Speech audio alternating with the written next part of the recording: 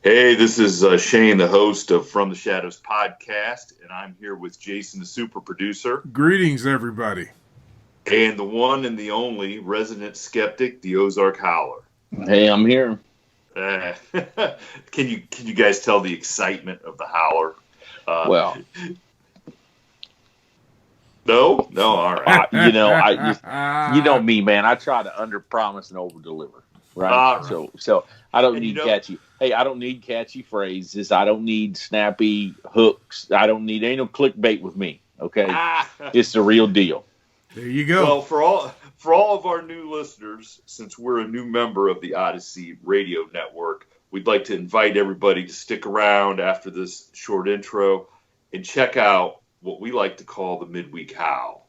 And what the Midweek Howl is it's just our little story time with the Ozarkhowler, in which we try to lighten your week up a little bit with a 10-15 minutes of laughter. So stick around, laugh with us, enjoy the stories. No harm, no foul. So just be ready to go to a world that you probably hoped didn't exist in the world. And expect to be entertained. Expect to be entertained. So you got it. Do you have any warnings or? No, you know what though, I wasn't. But what I was going to say is, so maybe after I just told you there's a hook, there's no hook, there's a hook. You know, I think I said it earlier on the last one I did with you guys. You know, I got a story for almost everything. You know, because I was on the street for almost 30 years, so I got a story for everything. So if you got a subject, send it to From the Shadows podcast, and I'll tell you a story about it. Yeah. And for those new listeners, the Howler has 30 years of being a sheriff, a highway patrolman, air marshal, a homeland security, and probably a lifetime of just being an all-around funny dude. So redneck, man, redneck. There you go, redneck. So we hope that you give this little segment a chance and go check out the Howler. And like you said, if you got some stories that you guys are interested in, asking about, or if he's going to have to send it to you guys because I'm not on social media, so it's got to go. Yeah, he's not on social media. So if you really want to say some good stuff about him, we'll share it with him. If you say some bad stuff about him, don't waste your time. He won't ever hear it. He's kind of fragile, so we won't let him hear it. So with that, thanks for welcoming us onto the Odyssey Radio Network, and we hope that you enjoy the show. So Howler, that was I can't imagine going 100, 125 miles an hour in a car. How often does that happen, chasing somebody like that? Well, part of it, not very. For me, not very, because it seemed like some people got in car chases all the time, and I never did. First of all, I just never did. I worked in rural areas where there just wasn't a whole lot going on most of the time. So I'll tell you how rural they are. If you go up northeast Missouri on US 54 between Louisiana, Missouri, and Mexico, Missouri, it's just cornfields and bean fields and football fields. That's the only thing up there. Yeah. And I was driving around, and sometimes the county I was assigned to wasn't big enough, So I got on 54 one day, and I was pretty new, and I was just going to drive up what we call the troop line, zone line, and now the county line I was assigned to. Now, I'm a state trooper, so I can theoretically drive wherever I want, but they kind of wanted to keep you halfway corralled because you had an area of responsibility. So, but I left my area of responsibility, just drive up the highway a few miles one day. And I'm about to make a U-turn. It's U.S. highway, but it's old school U.S. highway, so it's 10-foot lanes in each direction with a 10 or 11-foot shoulder. But it's a 2-lane U.S. highway at that particular place. So I'd pulled over on the gravel on the right-hand side to make a U-turn to go back to where I was assigned to, and there was one car coming. There's only one car out there.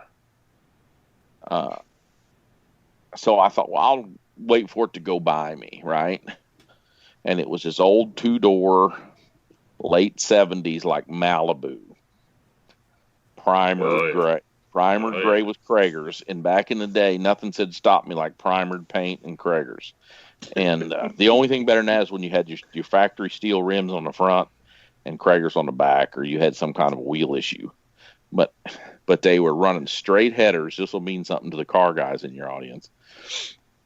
And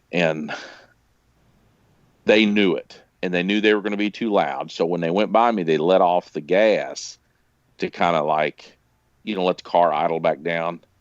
The problem is they should have put it in neutral when they went by. And I still don't even think running straight here, they would have quieted that much. So when it goes by me, they let off the gas and it goes blah, blah, blah, blah, blah, blah, blah, blah, blah. So I go ahead and turn a U-turn. In Missouri at that time, I'm sure it still is, you had to have your car quieted to the manufacturer's greatest extent, which means you couldn't do a lot of crazy stuff, theoretically, with your exhaust, or you'd be in violation. So, but the problem is I'm in a different zone. I'm in a different county that I'm assigned, and I'm in a different troop. So I've got to wait for this guy to cross the county line before I can light him up. So I follow him 3 or 4 or 5 miles back to the county I was assigned to. And just inside that county, there was somebody turning or an ag implement or something. I don't remember why, but they were slowed down, and which made me slow down. So we're going about 15 or 20 miles an hour now.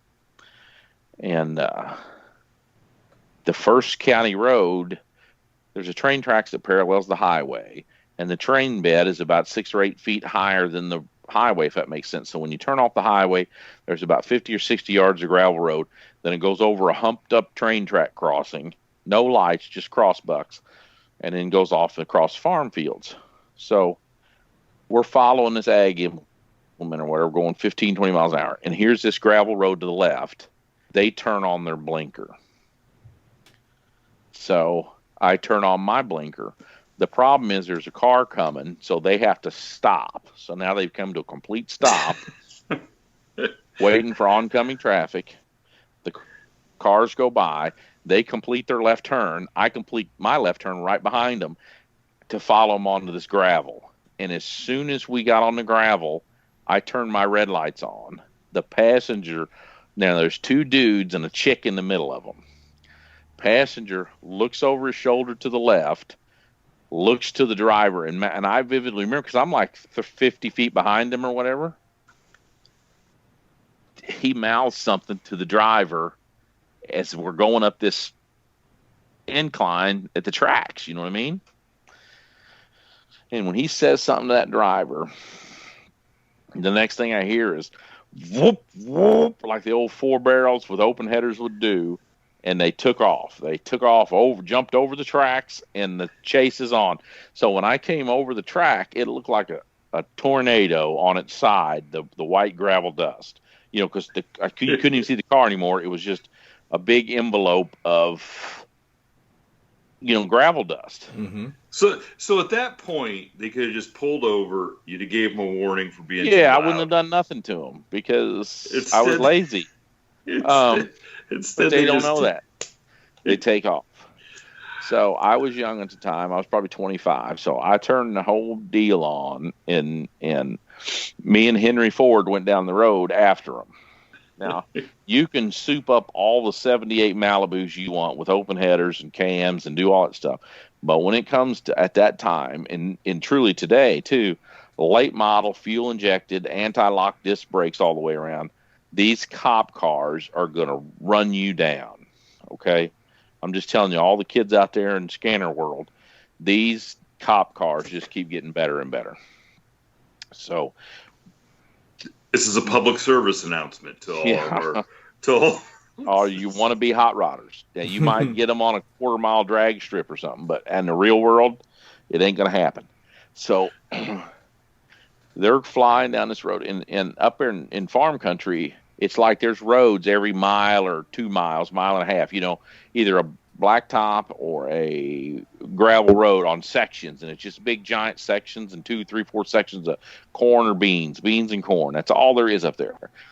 Every once in a while, a house, some grain bins or whatever. So about 2 or 3 miles into this, there's a blacktop, and at the blacktop, they make a left. So I make the left on the blacktop behind him. And that's where I caught up to him, because on the blacktop, about 100, 110 was all their car would run. So I remember straight flat highway.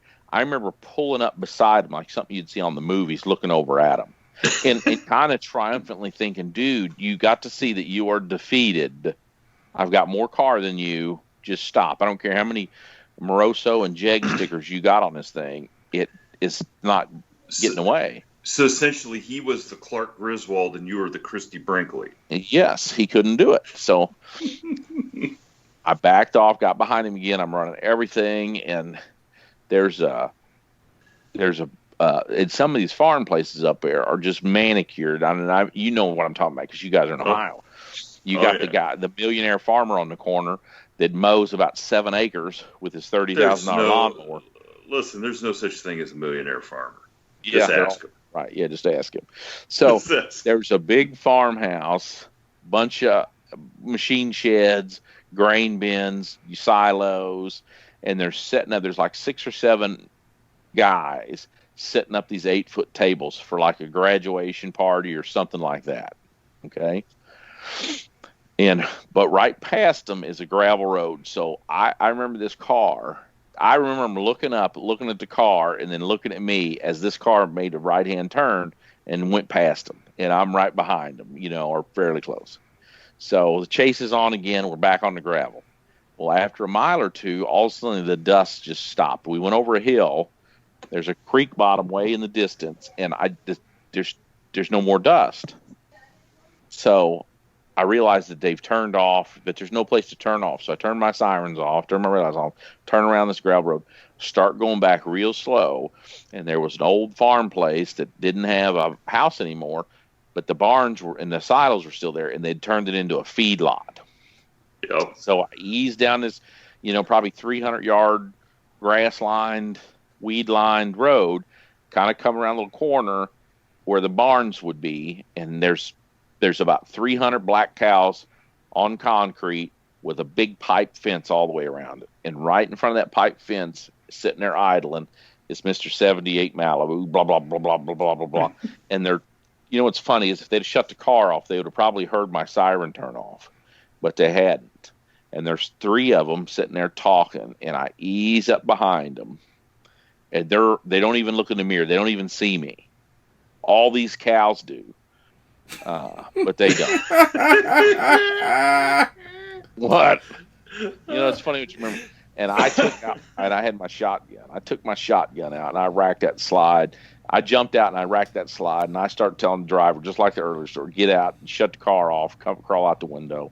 And as soon as I racked that shotgun, the girl in the middle started screaming, "Don't shoot." The driver started telling her to shut up. The passenger started telling him to shut up. Don't talk to her that way. And it's a domestic in between a bunch of black-white faces. Ma, ma. Like we're going to feed them or something. So I got all these cows bellowing. I got this domestic the girl in the middle's name was Cindy, I think. Don't talk to her that way. Cindy, shut up. He ain't going to do nothing.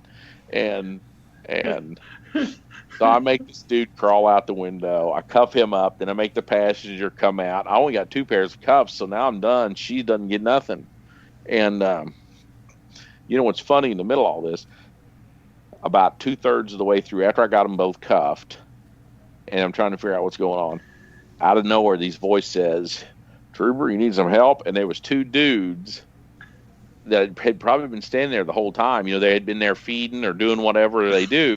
When that car pulled in, they'd heard the siren in the background or whatever, and they had seen the car pull in, and then they had seen me come up behind them or whatever. So what the deal was, the driver was the big brother, the passenger was the little brother at school, high school, and he had talked his brother into, hey, like 5th hour, 6th hour, whatever it was, early in the afternoon, I'll come by and pick you up if you want to skip school. So and they had like a 12-pack, I think is what they had, 12-pack of beer. So the little brother tells this girl, hey, the girlfriend, hey, I'm Big brother's picking me up. Why don't you skip with me? So these kids just walked out of high school, walked out to the, across the parking lot, and Big Brother picked them up, and they were just driving around drinking in his hot rod that he put the new motor in with a 12 pack. And so I got him cuffed, and I'm driving out of here. I let the little brother take the car, and I'm driving out that gravel road, and I get up there by that blacktop. Remember where I was telling you they were setting up the party? Mm-hmm. And this old man is waving his arms over his head out in the highway to get my attention. And I stop, and he goes, "I gotta know, did you get him?" I just point to the back, point to this kid sitting there cuffed. I said, "There he is." "Oh man, that was good." Oh, the beauty of living out in the country. They're probably still talking about it. Probably so. Like we are. Oh, they got to. That's gonna be the best story. Remember that time we were setting up for and they tried to hide the feed lot? I mean, yeah, that's good. Oh man. Ladies and gentlemen, a final word. Please visit us on our Facebook page, which is facebook.com/From the Shadows Podcast, and on our Instagram page at instagram.com/From the Shadows Podcast. You can visit our webpage at FromTheShadowsPodcast.GoDaddySites.com, or contribute to our Facebook discussion page called After the Shadows, and tweet us on our Twitter feed at twitter.com/podcast_from. Thank you for joining us, and we look forward to hearing from you all. Until next time, never shy away from the darkness or what may be lurking in the shadows. We are out.